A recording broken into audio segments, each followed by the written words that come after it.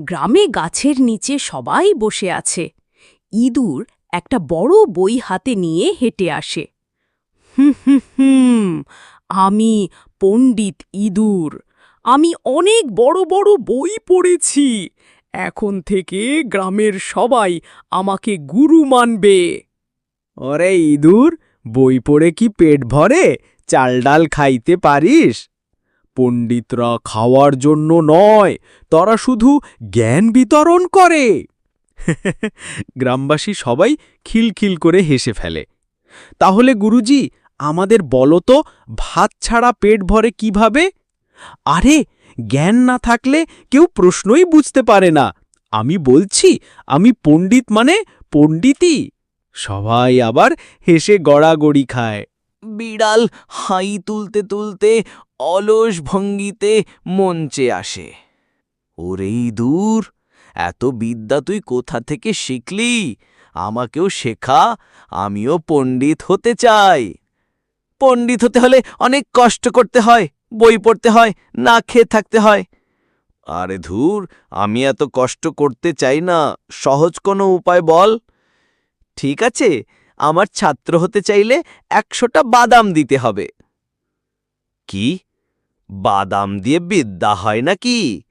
হায় হায়, বাদাম খেলে বুদ্ধি বাড়ে। তুই যদি গুরু পাশ করতে চাস, আগে বাদাম দে। গ্রামবাসীরা পাশে বসে হেসে ফেটে পড়ে। তাহলে গুরুজি, বাদাম না দিলে কি বিদ্যা বন্ধ? অবশ্যই, বিদ্যা বিনিময় ছাড়াই হয় না। বিড়াল গম্ভীর হয়ে যায়। বিড়াল মনে মনে ফিসফিস করে, মনে মনে, ইঁদুরটা আমাকে বোকা বানাচ্ছে।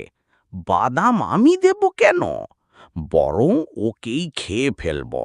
এক ঢিলে দুই পাখি, খাওয়া হলো, বিদ্যাও শিখলাম। বিড়াল গলা খাঁকারি দিয়ে ডাকে, আচ্ছা গুরুজি, তুমি আমার বাড়ি এসো, সেখানে বসে আমাকে বিদ্যা দাও। গর্বিত গলায়, আহা, দেখি দেখি, আমার ছাত্র এসেছে। ঠিক আছে, আমি চললাম।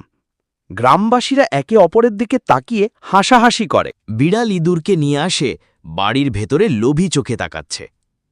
বিড়াল মনে মনে, আজকের পাঠ ইঁদুর খাওয়ার বিদ্যা।